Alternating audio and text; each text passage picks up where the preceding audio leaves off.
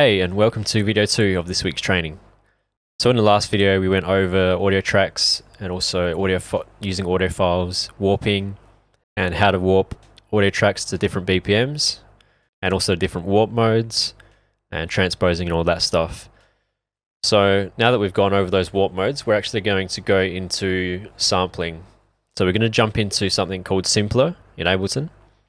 So Simpler is an instrument inside Ableton which allows us to take audio files and samples and turn them into playable instruments on our keyboard or MIDI keyboard. So I'm just going to get rid of these audio tracks here, also this MIDI track. I'm just going to work with one for now. So if we come over here to Instruments, you'll see Simpler. Now you also see Sampler, but I'll go over that briefly after we go over Simpler.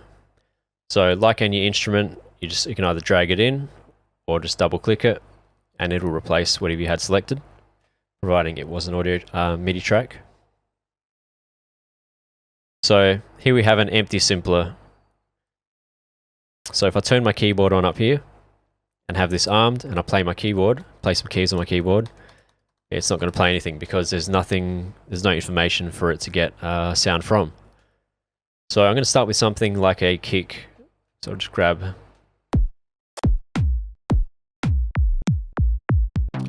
Actually, I might grab something a little more tonal, so find a sample.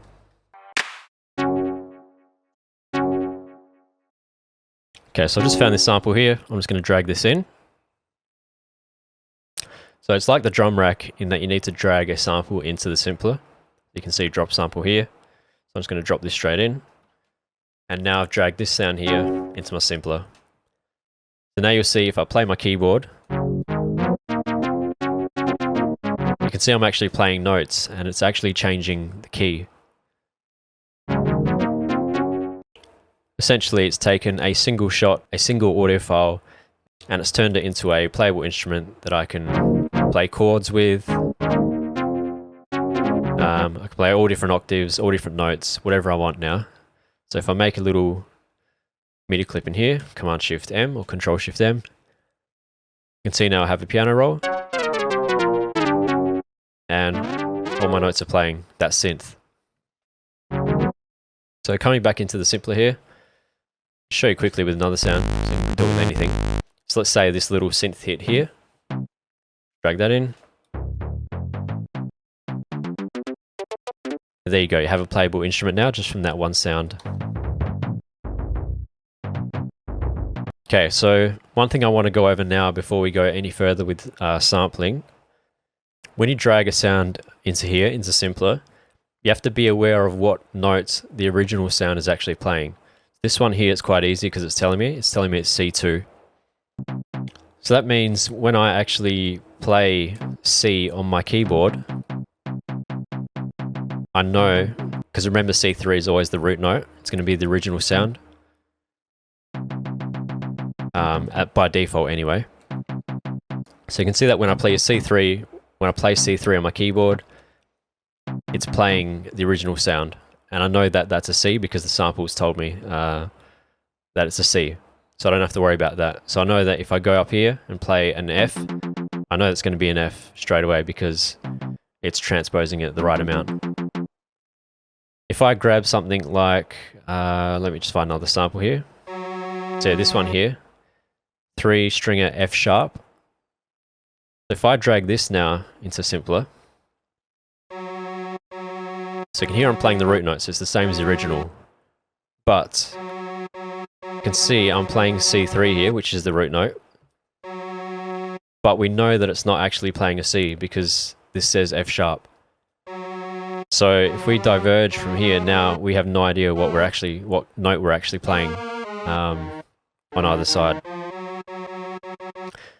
So here it says you're playing a C, but we know because we drag the sample in that we're actually playing F sharp. So the easiest way to fix this and overcome it is we have to double click our track. So we get our Simpler.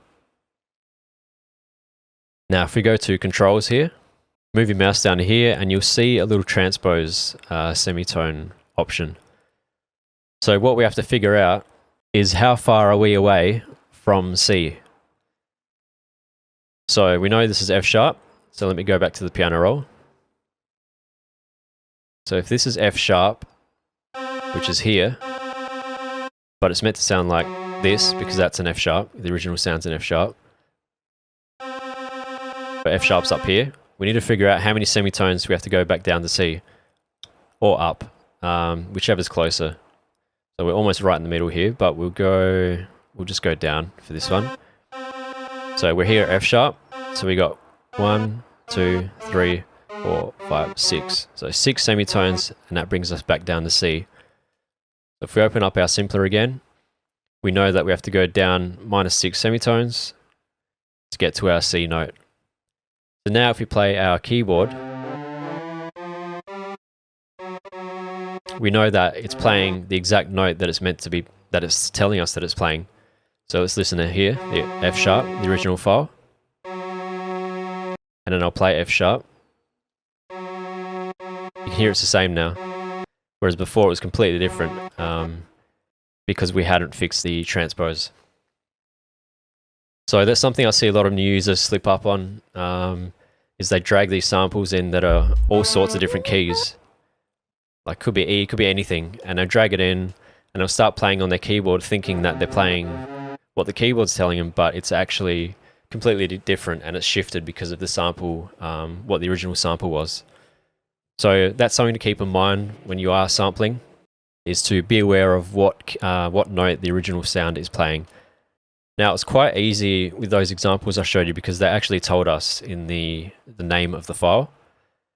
If you come across a file that doesn't have what note it is, how do you figure that out? So I'm going to show you that right now. Okay, so let's say I just drag the sound in, I just drag the saw in, and I have no idea what note it actually is. And I want to make sure that I transpose it down to a C if it needs to be transposed, so that what I play on my keyboard and my piano roll is correct to what I'm hearing. So the way to do that is we can grab something called the spectrum. So if you go to audio effects, it's the first time we've used audio effects. You go into the spectrum, go into audio effects, and then you see this little spectrum here. Just drag that onto the track. Now if you play your root note, so let's play a C, C3. You'll see these little frequencies pop up here in the spectrum. So we can hit this little arrow to make it much bigger. And we can make this bigger as well. So I'm just going to hold down C or C3 on my keyboard, and then I'm going to hover my mouse over the first largest peak. That will give us the root frequency, and then all the other peaks are upper harmonics. So once we figure out the root frequency, we'll be able to tell what note it's actually playing.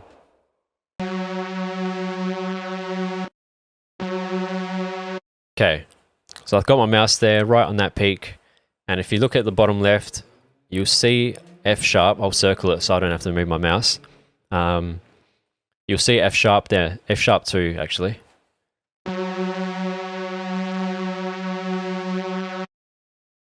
So that tells us that this sound here has a dominant frequency of F sharp. So that's actually the same as what we did before. So we know that going down from F sharp to C, that was 6 semitones. So each little block is a semitone here in the key roll, in the piano roll. So let's bring it down 6. And now I'm playing a C when I'm actually playing a C. And that's an F sharp. So you can double check this against something like a piano. So let's grab Ableton's built-in piano. Go to instrument racks, piano. And any one of these is fine, whichever one you have. So I'm just going to play C on my keyboard. So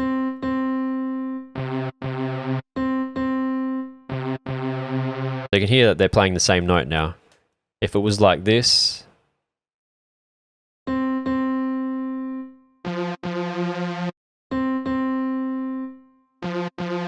then you'd know you have something different because you can hear that those are playing two different notes.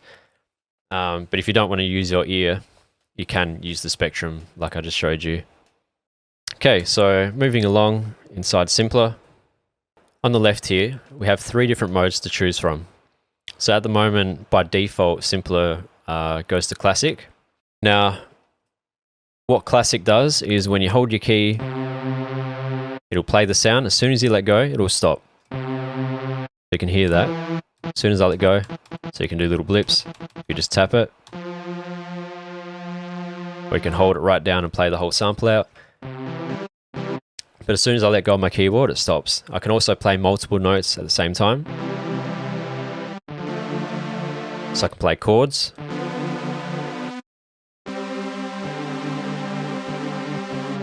We also have these arrows here.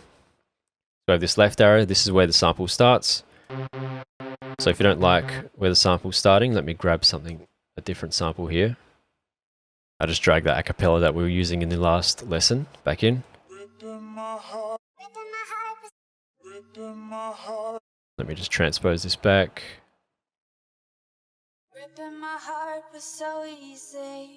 So with things like a cappellas, obviously they're singing entirely different notes throughout the whole a cappella. You can't just transpose it down and think that you're playing a C.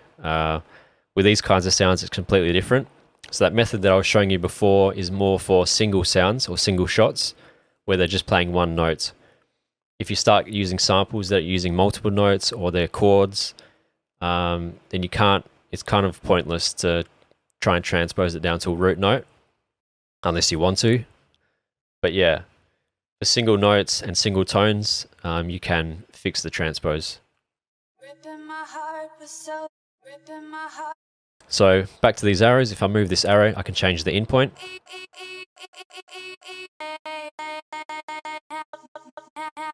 So a lot of those vocal chops that you hear on the radio or in music, this is essentially how it's created. So we can change our in point,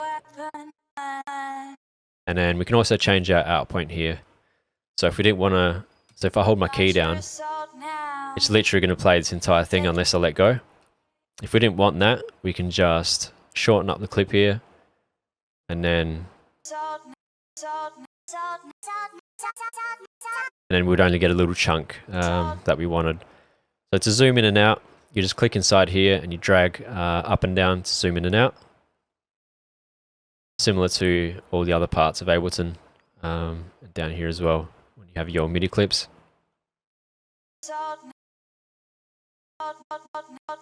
Now you'll also see in the bottom right here, we have another warp. Now because I explained warp before, hopefully you're more familiar with it now. Essentially, it's exactly the same thing as with the audio tracks that we were using. So before I turn this on, I'm going to play up and down the register.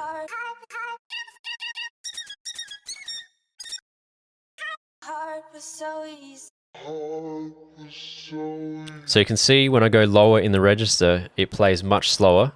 When I go up in the register, let's say up a few octaves, it plays really fast. So if you want it to play exactly the same length, you're going to have to warp it, much like the audio tracks. So let's turn this on. And then same thing as the audio tracks, we have to make sure our warp mode is set correctly depending on what type of sample we have in here. So beats wouldn't suit this sample as it's a vocal. It's going to sound quite artifacted and grainy. It's going to sound choppy, so we have to change this to either... I'd recommend complex for most things, to be honest. So we'll change this to complex. Now you'll notice as I play up in the register and down in the register that the speed is actually going to be the same, it's just the pitch changing. So I'll play the original. Now I'll play up a bit.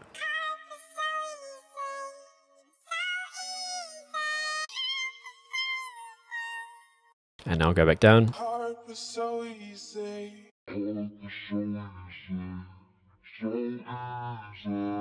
So you can see now that playhead is moving the exact same speed no matter what key I'm playing, and that's because we turned warp on. So if you don't want the speed to change, make sure you have warp on and make sure you set this correctly depending what sample you have. Now I'll move across here to voices. So what this does is it sets the maximum number of voices that you can play on your keyboard with this sample. So if I have it to 6, I can play 6 notes at the exact same time and it will play all of them. Let me just grab a synth here because that's going to get quite annoying. Okay, so I just got a saw again. So if I have this on one voice, I'm trying to press more than one key at the same time.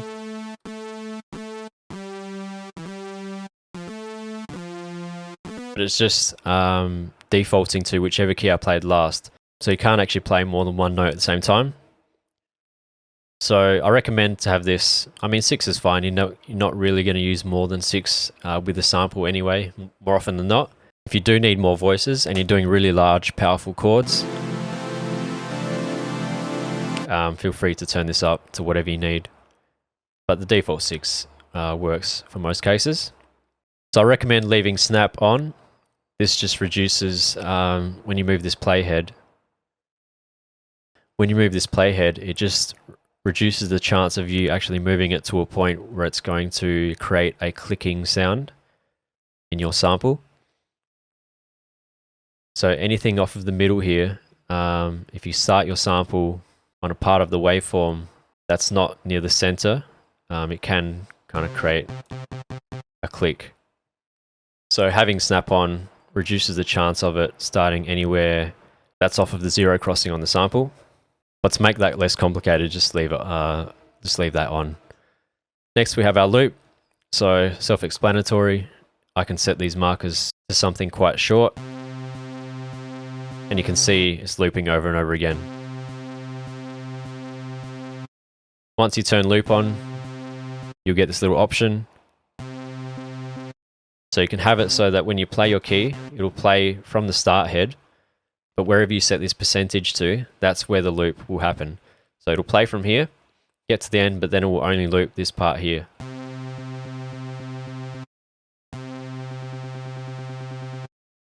So that's what that does. Obviously we have our length, more or less the same as what we're doing here. And then we can change our start with this as well. Gain changes our volume. And then, much like the audio tracks we're working with before, you can change the sample here to make it twice as long, so it'll be slower, or you can divide it to make it quicker. Next one we're going to take a look at is one shot. So when we create drum racks, as we've been doing before, Ableton automatically sets the drum rack to one shots because that's what drums are. You play the hit, and then the hit rings out, and then it stops. So when you play a snare, you hit the snare, it does its thing, and then eventually it fades out. You can't really change the sustain of a snare, if you get what I mean. If you hit a snare with your drumstick, you can't keep the snare loud for 10 seconds unless you keep hitting it. So once it's hit, it's done. So that's essentially one way to think of one shot, is like drums or anything percussive. Instruments that are hit rather than played like a piano or keyboard where you can hold the notes for a long time.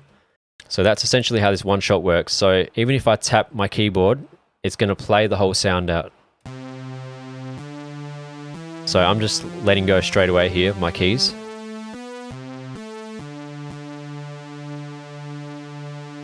So if you didn't want to play this whole section, you could just bring this playhead back. And it will just play this whole note every time.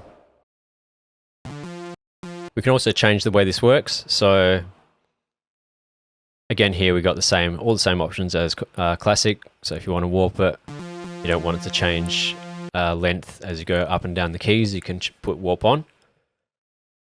Now we've got trigger and gate here. So when trigger is on, if we play a note, it'll play our whole selection range here, no matter how long we hold our key.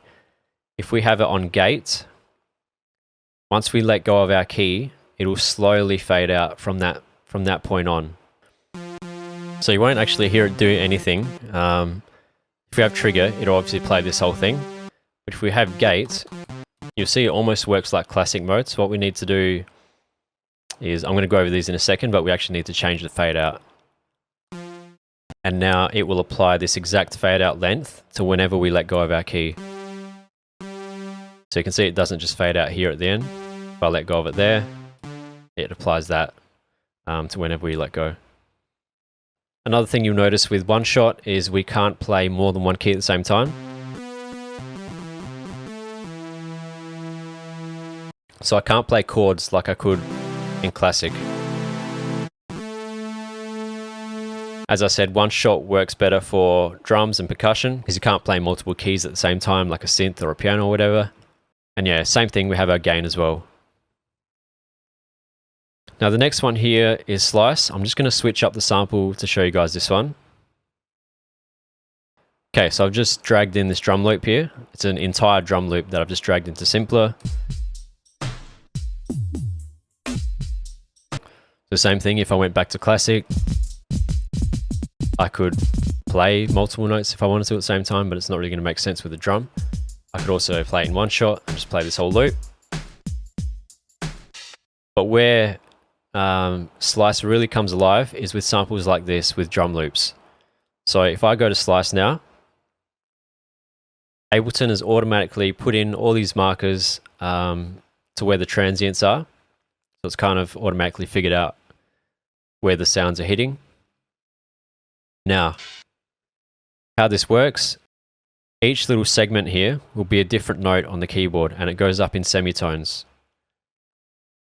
So if I come back to the piano roll here, the first note, or the first segment,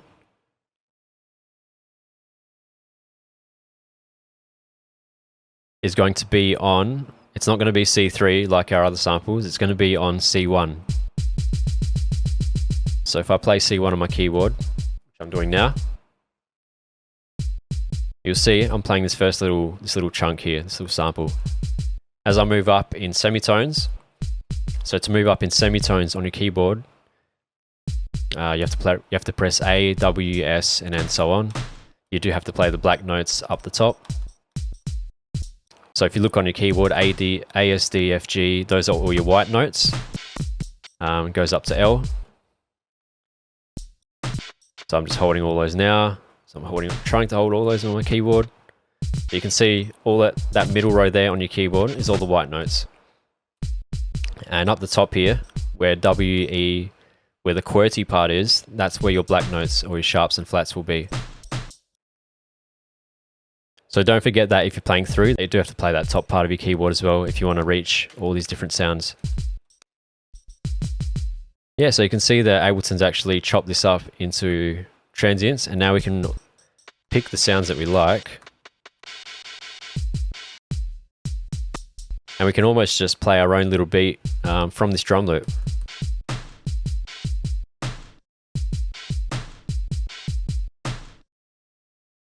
So it's quite fun to mess around with this with Slice. Just drag any drum loop in, or another cool little thing you can do is grab a sample that has chords in it. So I'll just show you that now. I might even grab this guitar here actually. I'm just going to drag that in. So I've gone to Slice. Let me actually play the right one. Make sure it's armed.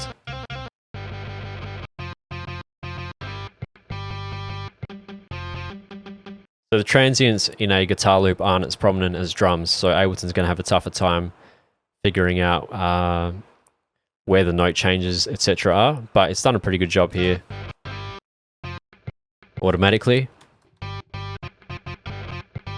We can grab any notes that we want and then just throw them in here. Or just randomly putting a bunch of notes in.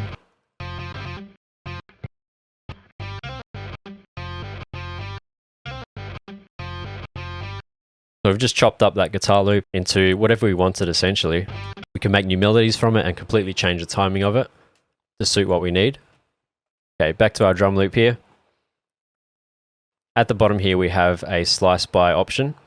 At the moment it's set to transient. So this is Ableton's automatic recognition form. So we can change this. We change it to beat. It's going to segment this into quarter notes or whatever notes we want. So you can do 8th notes, 16th notes. So it's just going to chop this whole sample up into those 1/16th divisions. And if I turn warp mode on, change my tempo, you can hear that get slower and faster depending on what I pick. Next option we have is slice by region.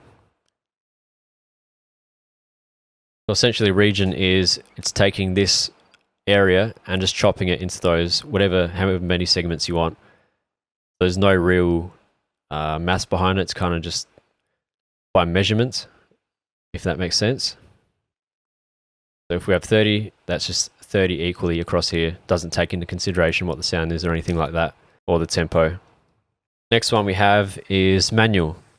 So I'd recommend this if Ableton doesn't do a very good job on transients. You can come in here and move these markers around until it plays the sound that you want. So let's say if it wasn't playing your snare properly like that, you can come in here and fix it just by moving it back and zooming in a bit. Make sure that you capture the whole transient. But if you didn't want to edit every single one and you wanted to do it yourself, or Ableton didn't do a very good job at all from the start, you can just set it to manual, and now all you have to do is double click, and you can set those little regions up. And same thing, C1 will always be the first region, and then every semitone up will be the next one. Okay, so that covers those three modes in a nutshell. Moving along down here, we have a built-in filter. So you'll hear, as I move the frequency down, it's going to filter it out. It's a resonance. We have LFO options, which I'm not going to cover just yet. And then if I go back to one shot now, you'll see these fade in, fade outs. So if I hit this sound,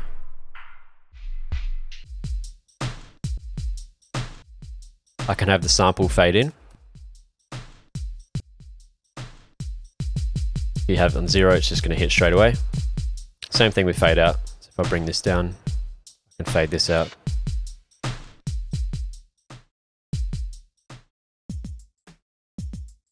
And we have a transpose here as well. So in classic mode, it's actually in here, in our controls. But in one shot, we have it down here.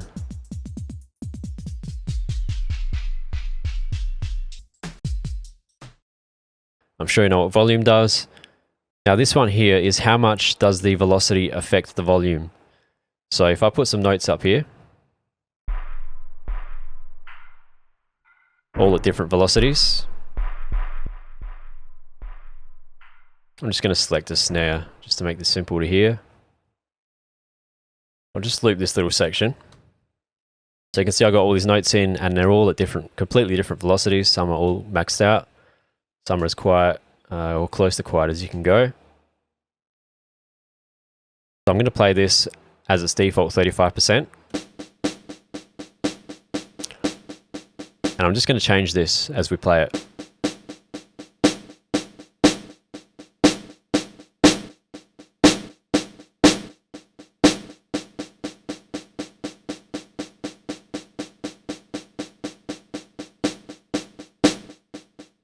Yeah, you can hear the more that I pump this up, the more that the velocity is affecting the volume of the sound.